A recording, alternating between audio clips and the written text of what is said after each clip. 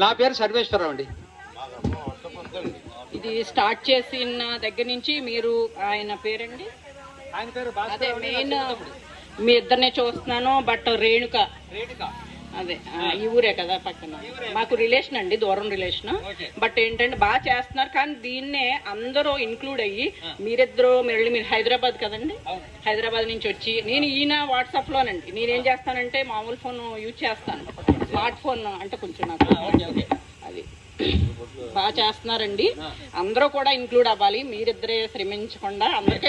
నేను కోరుకునేది కూడా అదే. మేమే మెసేజ్లు పెట్టడం కాదు, మా తమ్ముడు లేకపోతే నేను లేకపోతే ఇద్దరు ముగ్గురు పెట్టడం కాదు.